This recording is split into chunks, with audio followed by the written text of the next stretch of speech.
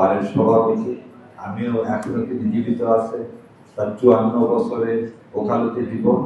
আর আমি আপনাদের মতো আমিও একজন বাড়ি। আপনাদের এই বারের সভাপতি সাহেব দুইটা কথা বলেছে, এই দুইটা কথা খুব মূল্যবান। প্রথম, সবার আগে আমি আইনজীবী, তারপর আমার দলের পরিচয়। আমি যদিও আজকে এখানে আসছি বাংলাদেশ লয়ার কাউন্সিলে, কিন্তু সবার আগে আমাদের নামটা কি, আমরা হচ্ছে আইনজীবী, তারপরে হচ্ছে আমরা অন্য সব কিছু।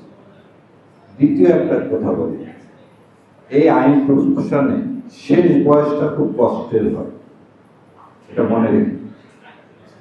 সৎভাবে যদি জীবনযাপন করেন শেষ বয়সে ভালো হবে, আর যখন যদি সৎভাবে না করেন শেষ বয়স খুব খারাপ।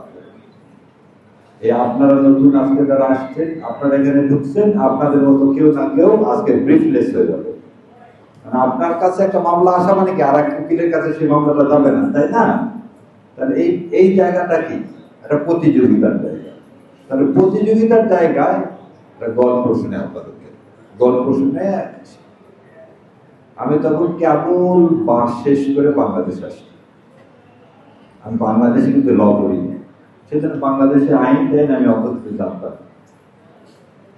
নারী ও শিশু মামলা 9-এর ক বলে গেলাম, আমার মাথার উপরে কিচ্ছুই ঢুকলো না। নারী শিশু 9-এর ক কি জিনিস কিছুই বুঝলাম। তো আমার এক বন্ধু আছে, তাকে জিজ্ঞাসা করলাম যে এই মামলায় জামিন হবে কিনা। কোনো ব্যাপার না, 1 মিনিট উঠবো আর নামবো। মক্কেল টাকা দিল, টাকা ওনাকে দিয়ে দিলাম। হ্যাঁ, উনি উঠলেন এবং নামলেন, কিন্তু রিজেক্ট হতে 1 মিনিটের বেশি সময় লাগলো। উনি যেটা বলছেন ঠিকই, 1 মিনিট উঠলেও লাগবে। ওখান থেকে আমার জীবনের প্রথম শিক্ষাটা কি, আজকে আর উনি হাইকোর্টে নাই। উনি আমার চেয়ে 12 বছর আগে হাইকোর্টে প্র্যাকটিস শুরু করছে। তিনি সেদিন আমাকে বুঝে বলতেন যে এই মামলায় জামিন হওয়াটা কঠিন, আমরা চেষ্টা করতে পারি। তাহলে কিন্তু হয়তো ওনার প্র্যাকটিসটা আজকে থাকলেও থাকতে পারত। সো আর একটা জিনিস, মাসের শেষ বাড়ি ভাড়া দিতে হবে, মামলাও আসছে, টাকাটাও দরকার। কিন্তু টাকাটা নিয়ে জামিন হবে না। আর মক্কেল কিন্তু খুব খারাপ একটা জিনিস বলে দিই, মক্কেল আমার আপনার চেয়েও কিন্তু খুব বুদ্ধিমান। যদি ভাবছেন যে মক্কেল আমার আপনার চেয়ে বুদ্ধিমান না বোকা, তাহলে কিন্তু খুব ভুল হয়ে যাবে। আমরা খুব মানে একটু বিয়া করে বলতাম মক্কেল মতো বড় লোক আর কিছু নেই। কি কারণে? ও আমার আপনার কাছে আসার আগে আরো 10টা টাকায় ঘুরে আসছে। আপনি ভেবেন না যে আপনাকে ছাড়া আর কোনো গতি নাই। যেমন আমি আপনাদেরকে বলি, মক্কেল আসলে আমার কাছে, আমি আগে জিজ্ঞাসা করি অপর পক্ষে কে আসছে, তারপর আমি আমার ফি নির্ধারণ করি। আমার ফি একদম ফিক্স ফি।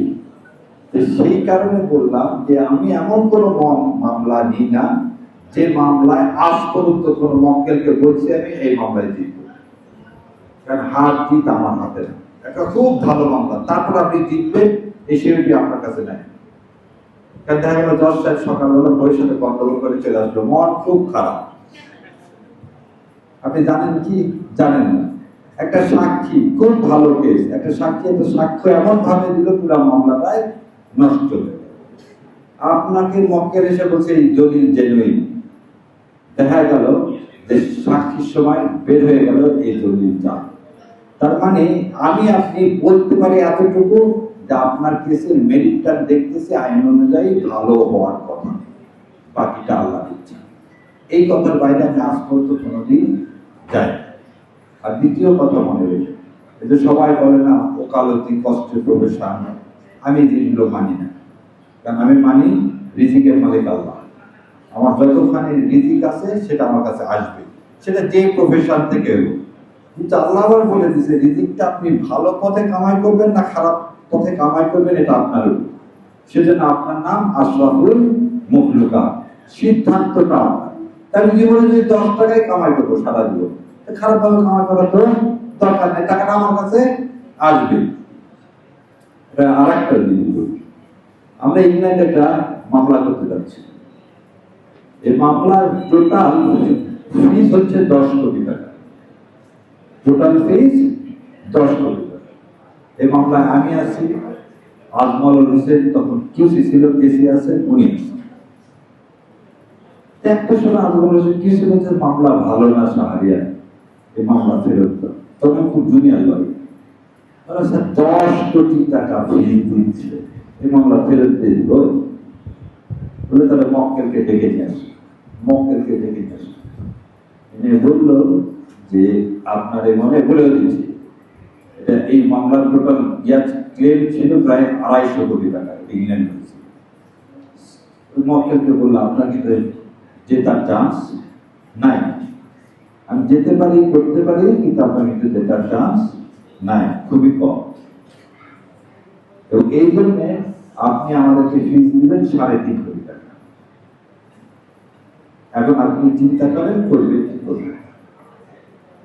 মক্কেল আমাদেরকে 3.5 কোটি টাকা দিয়ে আমাদের প্লেন ফেয়ার দিলেন, ইংল্যান্ডের হোটেলের ভাড়া দিলেন, এবং আমরা গেলাম। সত্যি সে মামলা আমরা হেরে গেলাম, কিন্তু এদের মক্কেল 3.5 কোটি টাকা দিল। তাহলে একটা মক্কেল জেনেই যাচ্ছে যে সে হেরে যাবে। আমার আপনার কাছে এরকম আছে, হেরে দিয়েও কি লাভ হবে?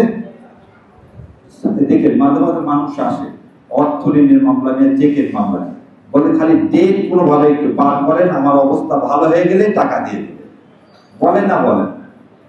সো আপনি জানেন এই মামলায় হেরে যাবেন, তো কোনোভাবে যদি 2 বছর টানে নেওয়া যায়, লোকটার অবস্থা ভালো হয়ে যায়, তাহলে লোকটা টাকাটা ফেরত দিতে পারে। সেই 2 বছরটা এটাও কিন্তু একটা ওকালতি, কারণ একটা মানুষকে তো ব্রিদিং স্পেস দিচ্ছে, তাই না? সুতরাং আমার উপদেশ যে যাই করেন কখনোই, আর আইন না জানাটা কোনো অপরাধ। আমি কিন্তু দেখি আমার মক্কেল যত আসুন আমার কাছে বই বের করবো, তার সামনে বই পড়বো, তারপর তাকে বলে দেবো এটাই। এটা ভাবার কোনো কারণ নাই। মক্কেলের সামনে বই বের করবো বা সিনিয়রের কাছে যে জিজ্ঞাসা করবো, এতে মক্কেল ভেঙে চলে যাবে। যে মক্কেল আপনার কপালে নাই সে কখনো আসবে না, আর যে মক্কেল আপনার কপালে আছে সে যেখানেই থাকুক আপনার কাছে ছাড়া অন্য কোনো জায়গায় যেতে পারবে।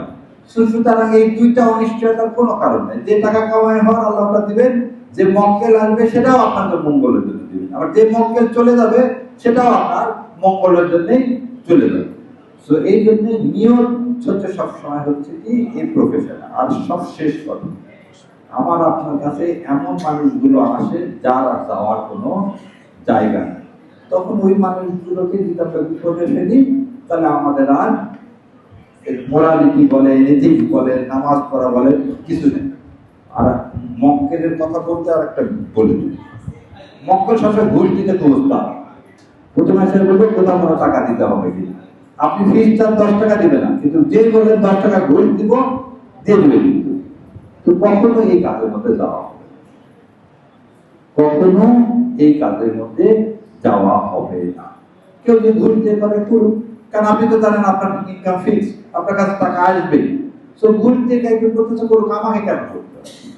সো আমার আপনারও একটা দায়িত্ব আছে।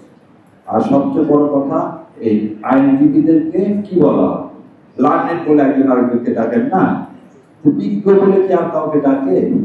তাহলে এই সম্মানটা রক্ষার দায়িত্ব কার? আমার। এটা আমি এখানে আসছি আজকে আপনাদের এই তো মানুষের সাথে দেখা হলো, কি জন্য?